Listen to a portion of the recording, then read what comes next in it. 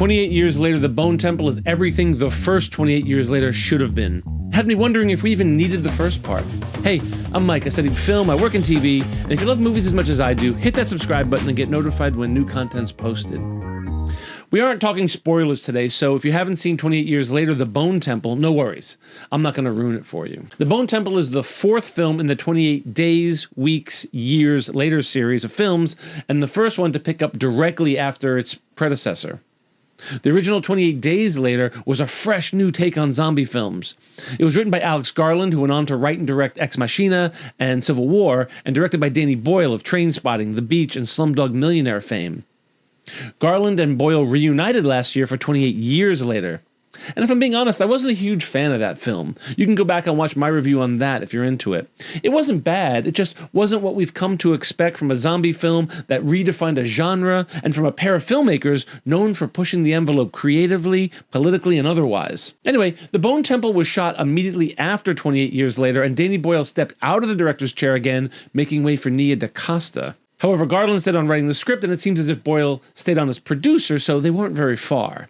The pair gave DaCosta the space to direct the film her way, and I appreciate that from two veteran filmmakers. DaCosta's a fairly young director, but she's making a big name for herself. Her credits include The Marvels, which technically was a flop, but earned the most money for a female director of color, and Hedda.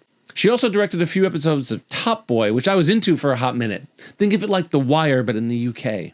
If you watch The Bone Temple, you'll see a marked difference in style, and it's deliberate.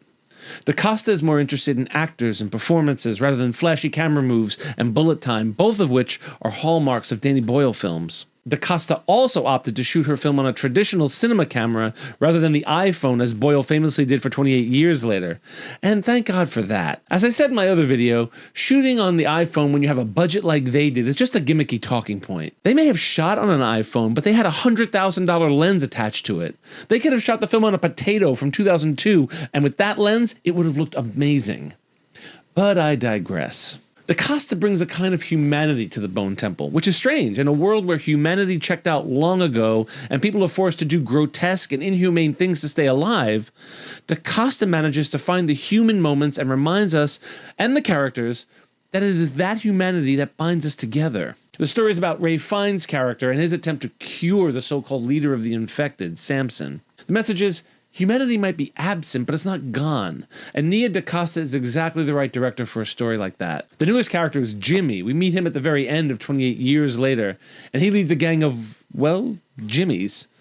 He changes all of their name to Jimmy and makes them wear wigs to match his golden locks. Jimmy is sort of nakedly based on UK celebrity Jimmy Savile.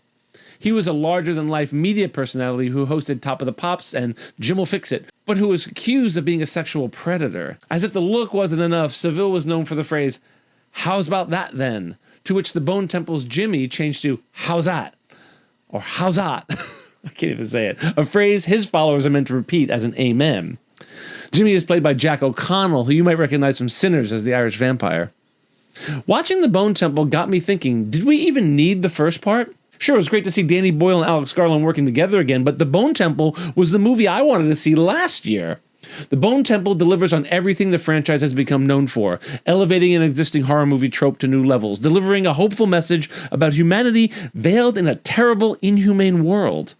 Ever since the Night of the Living Dead, zombie movies have become an allegory for racism in America, an allegory for the Vietnam War, for the commercialization of American culture, and it's always been about more than just cheap scares and grotesque visuals. The Bone Temple returns the humanity to the franchise. Anyway, I'd love to read your thoughts on 28 Years Later, The Bone Temple in the comments below. As always, film is about community. I'm Mike, and I love movies.